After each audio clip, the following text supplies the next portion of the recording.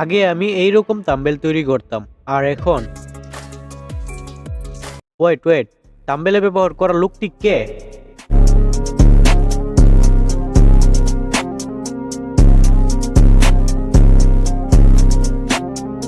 আমার মতো থাম্বনেল তৈরি করার জন্য first of all play store থেকে 𝙔𝙤𝙪𝙧 অ্যাপসটিকে ইনস্টল করে নেবেন।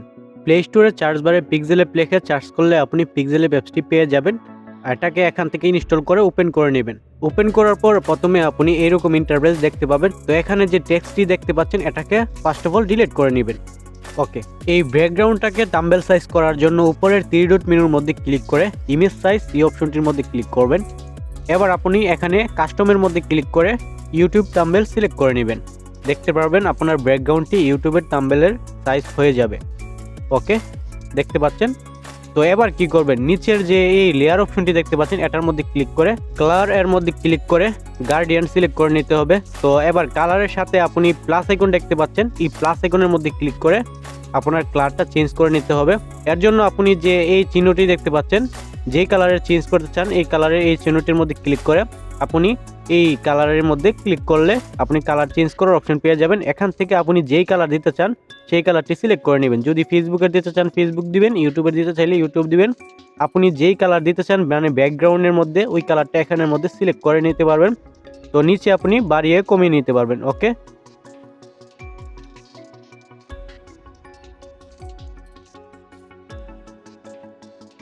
এবার নিচের কালারটাও চেঞ্জ করে নিতে হবে। তো এর জন্য এই অপশনটির মধ্যে ক্লিক করে আবার কালারের মধ্যে চলে যাব। এখান থেকে আমরা কালারটা কালো সিলেক্ট করে দিলাম। তো ভালোভাবে আমরা অ্যাডজাস্ট করে নিব, আপনি আপনার ইচ্ছা মতো অ্যাডজাস্ট করে নেবেন। ওকে, তো ঠিক হয়ে গেলে ওকে করে নেবেন। দেখতে পাচ্ছেন আমাদের কালারটি সিলেক্ট হয়ে গেছে।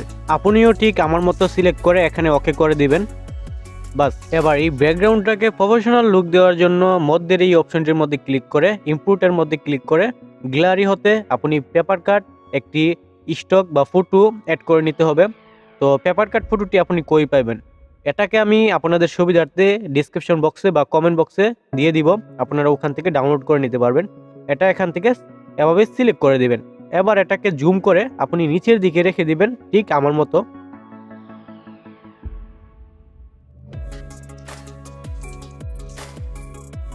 এবার আমাদের পরবর্তী কাজগুলোর মধ্যে কোনো ধরনের যাতে প্রবলেম না হয় এর জন্য এই পেপার কাটটাকে লক লাগিয়ে নিতে হবে। তো লক লাগানোর জন্য উপরের এই ডান দিকের উপরের লেয়ারটির মধ্যে ক্লিক করে আপনি লক অপশনটির মধ্যে ক্লিক করে আবার লেয়ারের অপশনের মধ্যে ক্লিক করলে পেপার কাটটি লক হয়ে যাবে আর নড়াচড়া করবে না। এবার থাম্বনেলের মধ্যে এরকম একটি ক্যারেক্টার অ্যাড করতে হবে। তো এখন কথা হলো ক্যারেক্টারটি কোথায় পাবেন, এর জন্য চলে যেতে হবে ফ্রি পিক এর মধ্যে। তো ফ্রি পিকে যাওয়ার জন্য আপনি ব্রাউজার থেকে সার্চ বারে লিখে নেবেন ফ্রি পিক। লেখার পর আপনার সামনে যে প্রথম একটি ওয়েবসাইট চলে আসবে ফ্রি পিক অফিসিয়ালের। তো ফ্রি পিকের ওয়েবসাইটের মধ্যেই ক্লিক করবেন। ওকে, দেখতে পাচ্ছেন এই ওয়েবসাইটের মধ্যে ক্লিক করতে হবে। ক্লিক করার পর আপনার সামনে ফ্রি পিক ওয়েবসাইটটি ওপেন হয়ে যাবে। এবার এটার মধ্যে আপনাকে প্রথমে একটি অ্যাকাউন্ট তৈরি করে নিতে হবে। অ্যাকাউন্ট তৈরি করার জন্য সিং আপ অপশনটির মধ্যে ক্লিক করবেন। এবার কন্টিনিউ উইথ গুগলের মধ্যে ক্লিক করে কিছুক্ষণ অপেক্ষা করার সাথে সাথে দেখতে পারবেন অ্যাকাউন্টটি তৈরি করা হয়ে যাবে। ওকে, এবার আপনি সার্চ বারের মধ্যে যা চান তাই লিখবেন।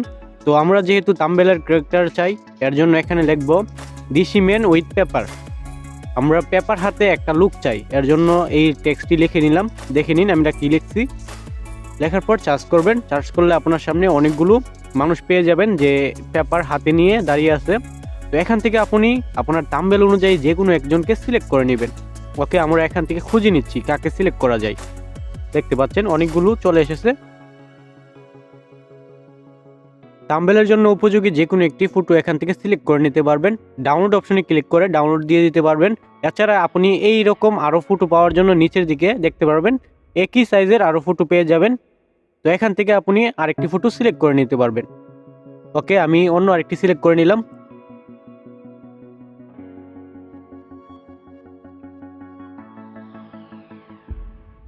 ফটোটাকে ডাউনলোড করার জন্য নিচের দিকে যে ডাউনলোড অপশনটি দেখতে পাচ্ছেন এটার মধ্যে ক্লিক করে ফ্রি ডাউনলোডের মধ্যে ক্লিক করলে ফটোটি আপনার মোবাইলে ডাউনলোড হয়ে যাবে।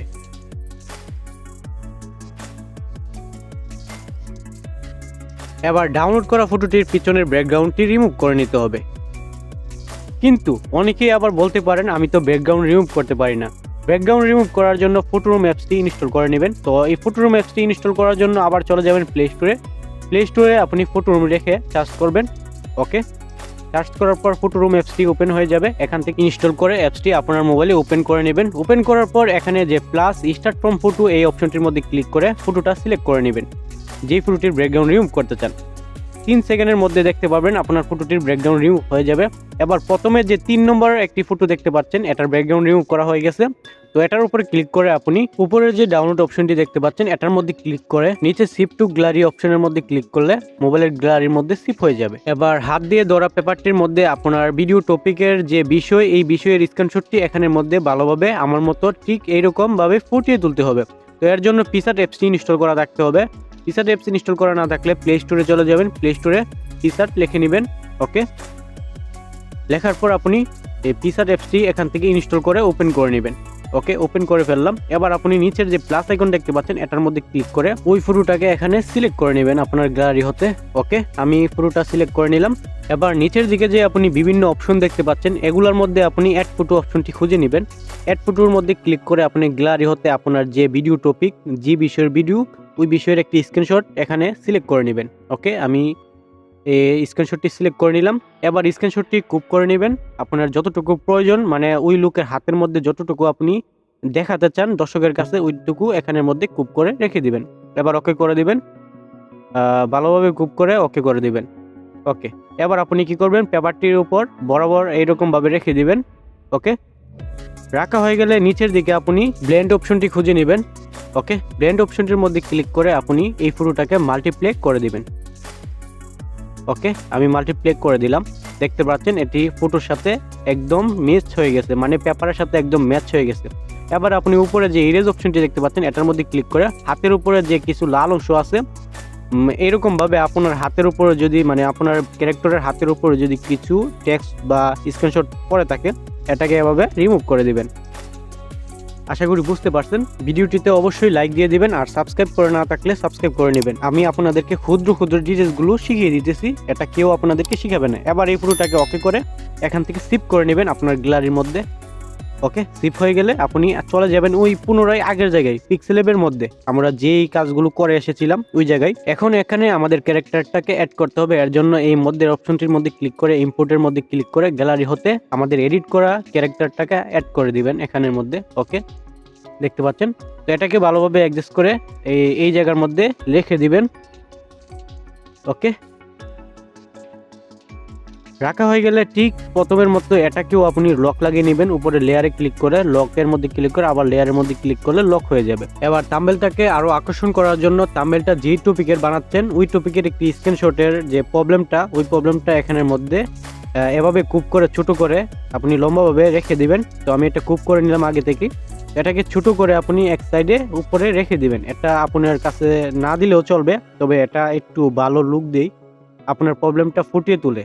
এটাকেও ঠিক আগের মতো লক লাগিয়ে নেবেন। ওকে, লক লাগিয়ে নিলাম। এবার থাম্বনেলের মধ্যে টেক্সট সেট করতে হবে। টেক্সট সেট করার জন্য এই অপশনে ক্লিক করে প্লাস আইকনে ক্লিক করলে টেক্সটের অপশনটি চলে আসবে। তো এটার মধ্যে ডাবল ক্লিক করে আপনি এখানে টেক্সটটি লিখে নেবেন।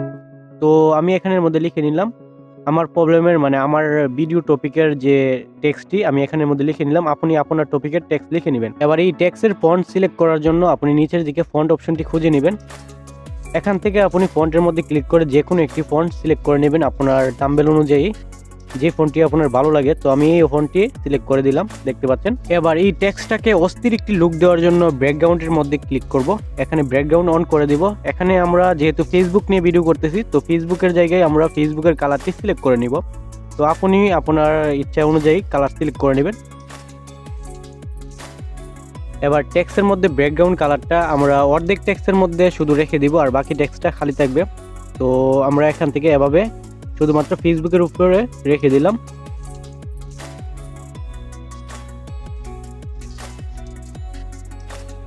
এবার এই টেক্সটটাকে আবার কপি করে নিব, যাতে প্রথমবারের মতো ফন্ট এবং ব্যাকগ্রাউন্ড সিলেক্ট করতে না হয়। তো কপির উপরে ক্লিক করব। ওকে, এবার কপি হয়ে যাবে। এটাকে নিচের দিকে এনে এই টেক্সটগুলোকে রিমুভ করে নতুন আরেকটি টেক্সট অ্যাড করে দিব। তো এখানের মধ্যে আমার প্রবলেমটা লিখে নিচ্ছি। আপনি চাইলে আপনার প্রবলেম লিখতে পারেন, বা আপনার ভিডিও টপিকের যাই ইচ্ছে আপনার ভিডিও অনুযায়ী লিখে নেবেন। ওকে করে দিবেন। ওকে, এবার আপনি এটাকে উপরের দিকে এনে এটার ব্যাকগ্রাউন্ডের কালারটা চেঞ্জ করে এবং ব্যাকগ্রাউন্ডটি ফুল করে দিবেন। তো প্রথমে ব্যাকগ্রাউন্ডটি ফুল করে নিই।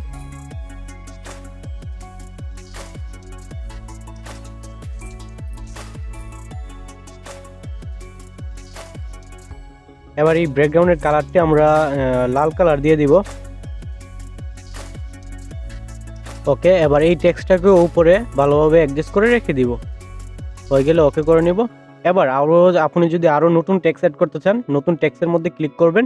এবার টেক্সটের মধ্যে ক্লিক করে নতুন আরেকটি টেক্সট লিখে নেবেন আপনি যাই লিখতে চান, বা আপনি এক্স টেক্সটের মধ্যে সব লিখে নিতে পারেন। তো এখানে আমি আরেকটি লাইন বাকি আছে আমার, এখানের মধ্যে আমি লিখে নিচ্ছি।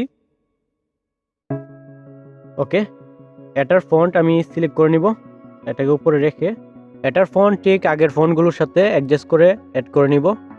তো আশা করি বারবার আপনাদেরকে দেখাতে হবে না কিভাবে টেক্সট অ্যাড করতে হয়, ফন্ট অ্যাড করতে হয়, ব্যাকগ্রাউন্ড অ্যাড করতে হয়। তো এবার আমি এই টেক্সটটার উপর ব্যাকগ্রাউন্ড অ্যাড করব না।